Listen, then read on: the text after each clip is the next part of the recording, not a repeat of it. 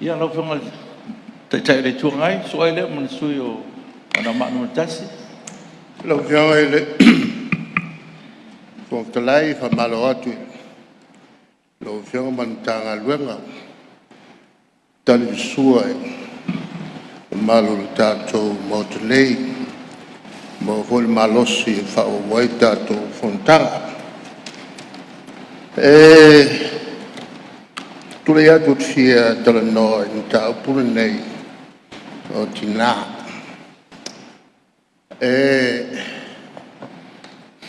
Leo te tau tō mana tu nei ua lua tatu palota. Whangai le ia le awala leo tutu tonu le tatu whangai. Ma le nganga lava lau fionga. Ia totele ia tina o mai tonu le mea e whaiei tonu le tunu, the empowerment of women. O le teimi la whaiei le teunga le nei. Ua toi pa umai lalo ia la whai tina mai le whae le lua. Mai peo le nganga le nā, tupu e se mana tu nei vui vaenga. Tele fo'i o sota inga ma lato fo'i tele lo lato sao ne mata uptau kina pe o malo fatasi tawa na whaonga tina o semta upu samasani o na lea mana ia laulangi atoa le atatu te matau inisio tunu Fasao na onga whanau tingi. Ia, ai wa esela i teimi nei. O le to te leo tātou wa a onga whanau te matai.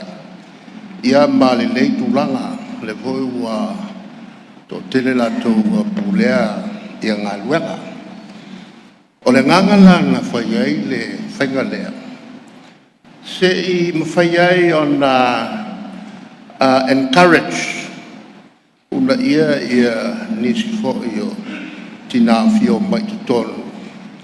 Ai tau o na whatulanga. Se whainu mela e supa sene e wane i lalo ifu.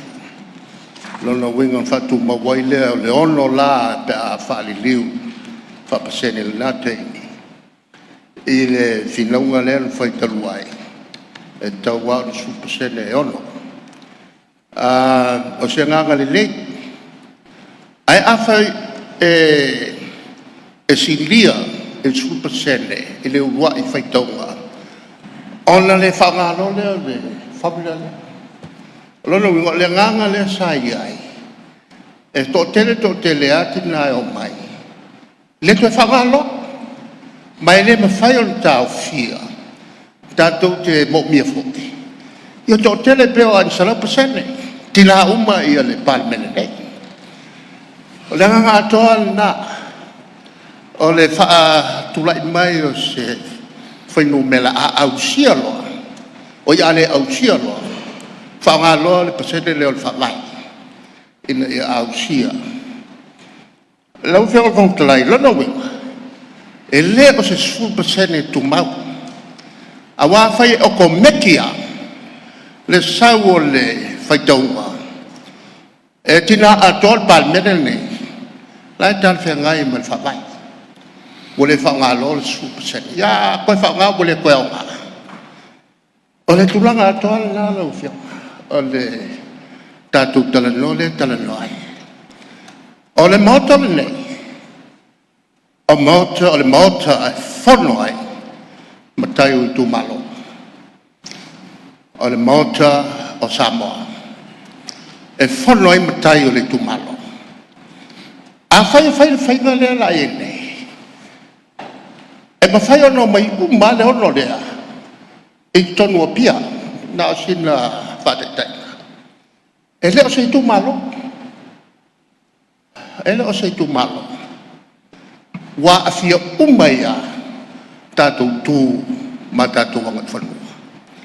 Ma fuangan na le la lai fo na lua le to e fa wina ia le palota la tu te to tas ai sa langa ngomai mkawile ile kau sa fai fakas kawile mamatai ole tu le mangan o samo a fono ro matai ole tu da matai te utala la lo che popole il mele o che qua popole ya o lo fangale o le amai e le lo ka ko fe o ya o la le tu malo o le ka ko ka le pele tu mangan o samo o le mo ka ngai o le mo ko makai mai ku malo e lima sutas a fe mai vangale alo ngo vai ka fa so o le mea tonu ole na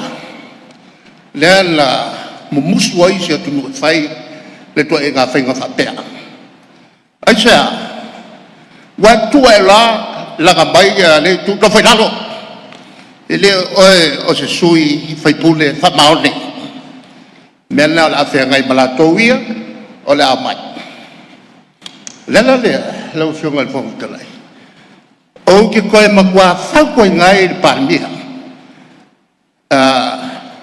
tu lo loto lo to fa o le ala ka ko le pe i le mamalu le Palemene ne na matai sa faia po matai te matai po matai ali a matai a o le mai ai masui le ropo fe bai ai lo fionga el fo te lai o mena le te pole ai ia o sio taba saul na ta tok tau